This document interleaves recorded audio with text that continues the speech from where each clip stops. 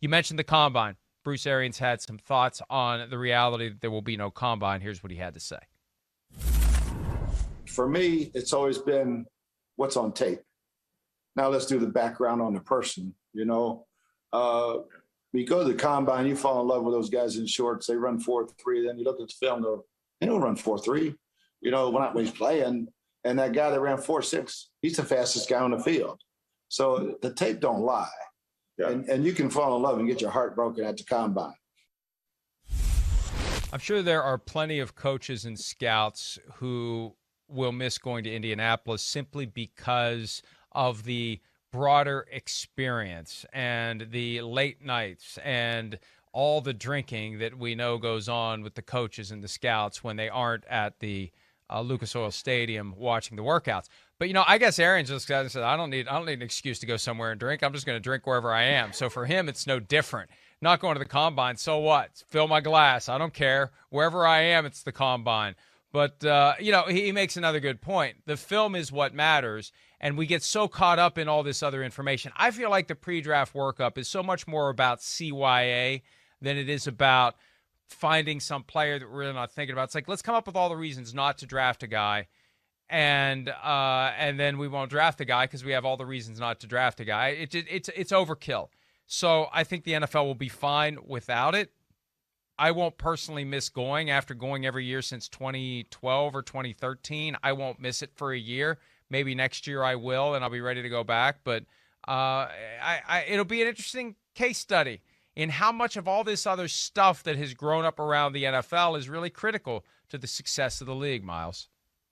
Well, I would say that I've seen people fall in love and get their heart broken at the combine, and it has absolutely nothing to do with the players working out. So that's part of everything I think that goes on. But I would also say that I think when you can have all of the teams in one place, that's when a lot of deals start getting done. And it comes with agents as well. I mean, we have the legal tampering period that starts right before free agency, but then there's also the illegal tampering that happens at the combine because everybody is together. And so, I mean, there are deals that get made at St. Elmo's probably, or what is it? I don't know, Hyde Park or whatever the heck that steakhouse is that everybody then goes to later on at night.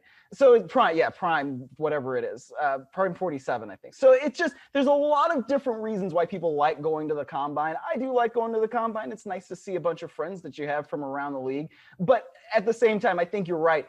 It's probably not as necessary as we make it out to be, but it's still one of those events that just is on the NFL calendar. And, it makes sense that at the end of February, everybody just descends on Indianapolis.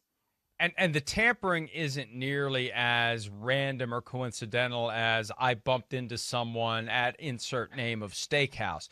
What happens is the agents have an itinerary. They've got a schedule. I'm going to see the Colts in their hotel suite where they otherwise question and interrogate the incoming rookies. And then I'm going to go see the Cowboys. And then I'm going to go see the Buccaneers. And, and it's all out in the open. It's a given. I've got 7 free agents that I represent, and I'm going to talk to 25 of the teams about my 7 free agents.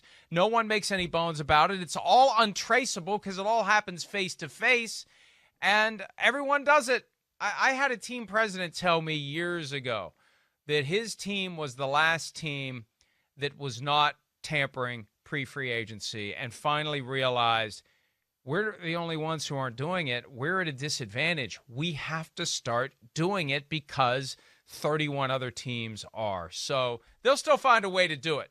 Maybe they're going to need some burner phones that, like in Breaking Bad and Better Call Saul, they'll rip in half and throw in a garbage can. But they're going to need a way to do it. They'll find a way to do it, and it will happen. It just won't happen as organically and naturally as it does in Indianapolis. Hi, I'm Mike Tirico, and thanks for watching. Make sure to hit subscribe for the latest news and highlights from NBC Sports.